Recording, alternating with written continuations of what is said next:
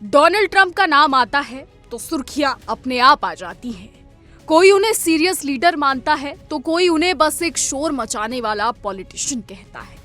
लेकिन एक बात तय है, ट्रंप को नजरअंदाज करना मुश्किल है। हाल ही में ऐसी कई चीजें हुई हैं जिससे डोनाल्ड ट्रंप सुर्खियों में है। फिर चाहे वो भारत और बाकी देशों पर टैरिफ लगाना हो, या फिर सीज फायर की बड़ी बड़ी बातें करना हो, या पाकिस्तान को बढ़ावा देना हो। डोनाल्ड ट्रंप ने हाल ही में रूसी राष्ट्रपति पुतिन से अलास्का में मुलाकात की। कयास थे कि शायद इसके बाद रूस और यूक्रेन का जो युद्ध है वो रुक जाएगा, लेकिन नतीजा कुछ नहीं निकला। इसके तुरंत बाद ट्रंप और जेलेंस्की की मुलाकात हुई, जिसमें कई यूरोपीय नेता शामिल हुए, लेकिन इस बैठक का भी कोई नतीजा नहीं निकला। ट्रंप अक्सर सुर्खियों में रहते हैं और इस वक्त सुर्खियों में है।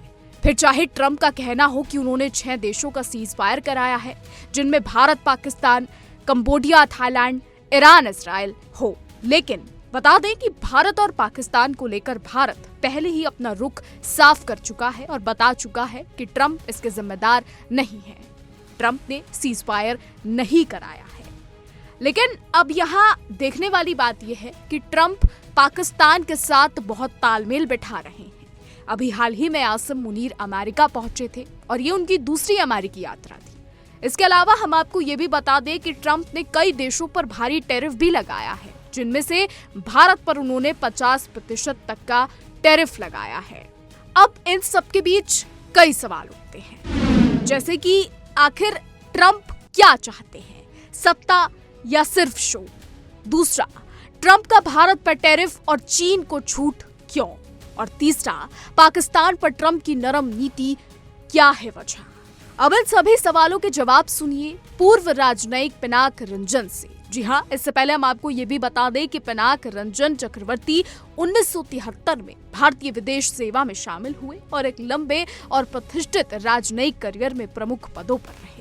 आर्थिक संबंधों की देखरेख करने वाले सचिव के रूप में वे गहरी साझेदारी स्थापित करने के लिए ब्रिक्स के भीतर वार्ता में महत्वपूर्ण थे। उन्होंने भारत द्वारा अपने विदेशी सहायता कार्यक्रमों के एक भाग के रूप में दी गई सभी रण लाइनों की भी देखरेख की। फिलहाल अब आगे बढ़ते हैं और आपके सवालों के जवाब देते हैं। तो चलिए सुनिए इन सवालों के जवाब। आखिर क्या चाहते हैं डोनाल्ड ट्रंप, सत्ता या सिर्फ शो? तो ये अमेरिका के साथ इतनी टेंशन क्यों हो गई आजकल? डोनाल्ड ट्रंप क्या चाह रहे हैं? अमेरिका क्या चाह रहा है भारत से? देखिए, अमेरिका के साथ हमारे टेंशन नए नहीं है। मतलब हमारे स्वाधीनता के बाद जब से कोल्ड वॉर शुरू हुआ था, तब से हमारी कुछ टेंशन्स थी उनके साथ। विदेश नीति हमारी वो पसंद नहीं करते थे, क्योंकि हम नॉन अलाइंड थे। बिल्कुल। और वो चाहते थे कि आप उनके पिट्ठू बने। ये हमेशा उनकी जैसे पाकिस्तान को बना रखा है। जैसे पाकिस्तान को उन्होंने बनाया भी, वो आज भी उनके नॉन नेटो अलाई है टेक्निकली। मतलब अच्छा। हाँ, सियाटो, सेंटो वगैरह जो बने थे जब शीत युद्ध हो रहा था, तब से वो उनके मतलब लगे हुए हैं उनके साथ। तो इसलिए उनका एक खास स्थान है और हमारा अलग खास स्थान है, क्योंकि हम नॉन अलाइंड थे। हमने बोला हम किसी के साथ किसी गुट में नहीं जाएंगे। तो वो नीति चली। तो कोल्ड वॉर में तो थोड़ा सा टेंशन तो था ही, पर ऐसी बात नहीं है। हमारे रिश्ते बाकी तरह से बढ़ते गए। हमारे लोग वहाँ सेटल करते गए। उनके बड़े बड़े कंपनियों के अभी सीईओ भी भारतीय मूल के लोग हैं। तो ऐसी बात नहीं है। और हमारे साथ स्टूडेंट्स, ये वो कल्चरल वगैरह वो चलता रहा। डिफेंस साइड में कुछ खास नहीं हुआ, क्योंकि वो पाकिस्तान को सपोर्ट करते थे और उनको डिफेंस मटेरियल देते थे। तो ये सबको मालूम है। उसके बाद जब हमारा जो अर्थनीति का जो आर्थिक जो हमारा उदारीकरण का दौरा आया और उसमें बढ़ता चला गया, तो तब अमेरिका और कोल्ड वॉर भी खत्म हो गया। तो उसमें तब थोड़ा सा रीअलाइनमेंट की बातें शुरू हुई। अलाइनमेंट तो नहीं कहूँगा, पर रीअप्रेजल कहूँगा। तो फिर उसमें बातचीत शुरू हुई। हमने फिर पूरा जो रिलेशनशिप था वो बदला, इकोनॉमिक चला गया। में सर्विसेज में बहुत है हमारे लोग वहाँ, डिजिटल सर्विसेज, आईटी में बहुत लोग हैं। तो वो बढ़ता चला गया। तो अमेरिका अब हमारा सबसे बड़ा ट्रेडिंग पार्टनर बन गया था। तो ये स्तर पे पहुंच गए थे हम। हमने उनसे डिफेंस की मटेरियल भी काफ़ी खरीदी जो हमारे मिलिट्री फोर्सेस ने यूज़ किया है, अभी भी यूज़ कर रहे हैं, और वो उसको कई चीज़ें जो है वो पसंद भी करते हैं उसको। वैसे ज़्यादातर 70% हमारी रशियन मतलब इक्विपमेंट है, पर हमारे पास फ्रांस का भी है, बाकी देशों का भी है, इटली का है, सबका है, जर्मनी का है, सबमरीन्स वगैरह हमने लिए थे। तो ये माहौल था। अब आप पूछेंगे कि क्या हुआ ट्रम्प के रजीम में, क्या हुआ। अब देखिए, ट्रम्प ने पहली रजीम में, जिसको हम ट्रम्प 1.0 कहते हैं, तब तो नॉर्मल था, कोई ऐसी बात नहीं हुई कि जी जो हम जिसे कहते हैं बड़े अच्छी फ्रेंडशिप रही, डोनाल्ड ट्रम्प यहाँ आए, सब कुछ हुआ, हमारी ट्रेड बढ़ती चली गई, बाकी सब कुछ अच्छा था। ये ट्रम्प 2 में आके जो समस्याएं जो अभी हम देख रहे हैं वो मेनली टैरिफ की वजह से है, क्योंकि और यूक्रेन वॉर की वजह से है, और फिर हमारा एक छोटा सा झड़प हो गया पाकिस्तान पे। तो वो ये 2-3 कारण है जिसमें से CIA नहीं चाह रहा था कि भारत अटैक करे। नहीं, वो तो खैर वो कभी भी नहीं चाहते हैं। वो तो चाहते हैं कि आप लोग मतलब वो कर लें, सीज फायर कर लें, वो क्योंकि वो जानते हैं पाकिस्तान के ऊपर हम हावी हो जाएंगे, और पाकिस्तान के साथ उनके बड़े पाकिस्तान को ठोकने पे उनको क्यों तकलीफ होती है? क्योंकि वो उनके एलाई है, अभी भी एलाई है वो, और पाकिस्तान मिलिट्री जो पाकिस्तान कंट्रोल करती है उनसे वो बहुत सुविधा लेते हैं।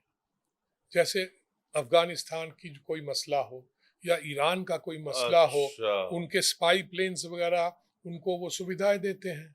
ईरान बॉर्डर भी है, अफगानिस्तान बॉर्डर भी है, वो स्पाई प्लेन्स वगैरह हैं। और कुछ लोग तो कहते हैं, मैं इसको कंफर्म नहीं कर सकता, कि अमेरिकन ने कुछ न्यूक्लियर वेपन्स भी वहां स्टोरेज में रखा हुआ है पाकिस्तान में।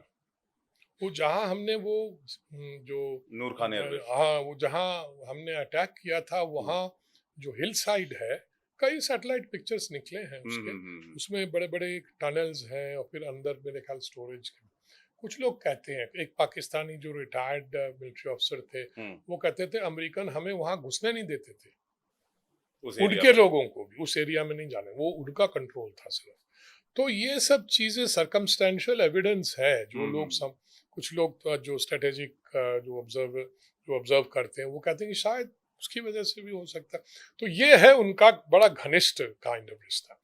पर इकोनॉमिक साइड में पाकिस्तान को तो हमें मालूम ही है पाकिस्तान कितना ताकतवर है आर्थिक रूप से। प्रधानमंत्री कहते हैं कि किसी मुल्क में जाते हैं तो कहते हैं कटोरा लेके आगे मांगने के लिए। हाँ, ये सब तो बोला जाता है। शहबाज शरीफ कहते हैं।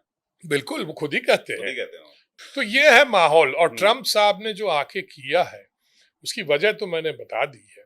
अब उस पर इम्पैक्ट तो हमारे ऊपर हुआ है, क्योंकि हम रशिया से तेल खरीदते हैं।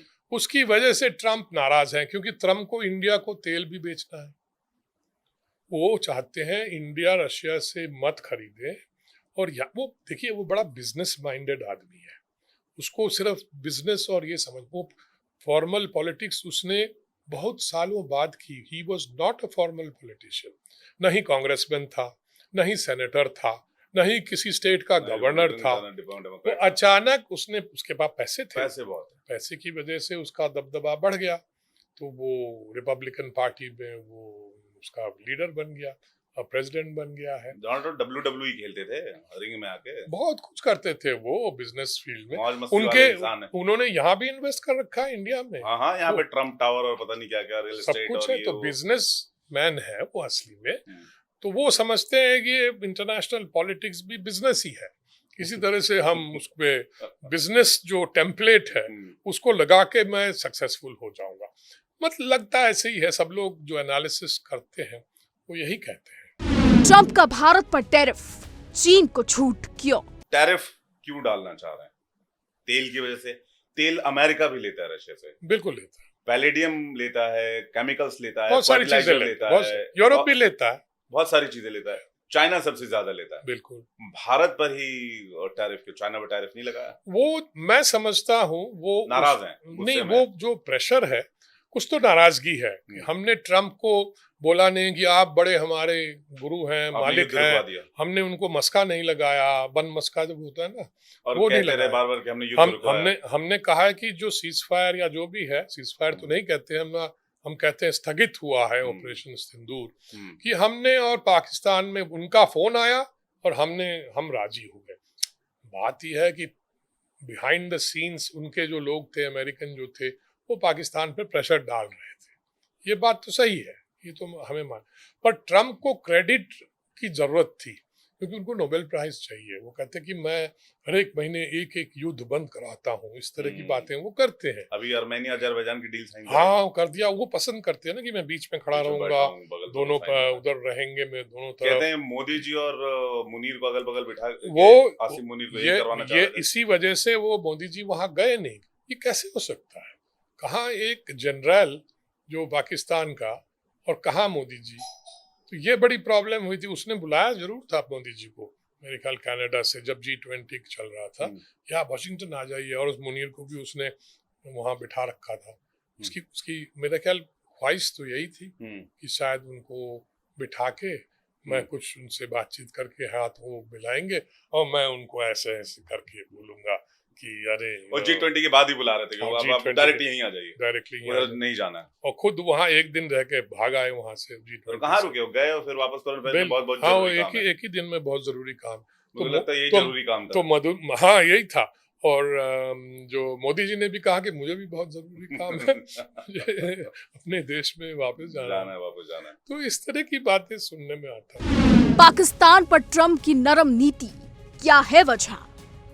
टुवर्ड्स पाकिस्तान की ओर अचानक से इंक्लाइन होना यूएस का, ये सिर्फ भारत पर प्रेशर टैक्टिक्स है या फिर ये सीआई की लॉन्ग टर्म नीति रही है कि नहीं पाकिस्तान को तो रखना है? क्योंकि बीच में हमने देखा था कि पाकिस्तान के लिए जो एड्स जा रहे थे वो बंद करना, ट्रम्प 1.0 में काफी ज्यादा सैंक्शंस लगे थे, एड्स बंद किए थे, क्रिटिसिज्म हुआ था, वार्निंग मिली थी, लेकिन अचानक से ये ऑप सिंदूर के बाद इतना प्यार उमड़ना और एक दुलारा लाडला बेटे की तरह गोद में खिलाना पाकिस्तान को, ये सिर्फ इंडिया के प्रोस्पेक्टिव पॉइंट ऑफ व्यू से है?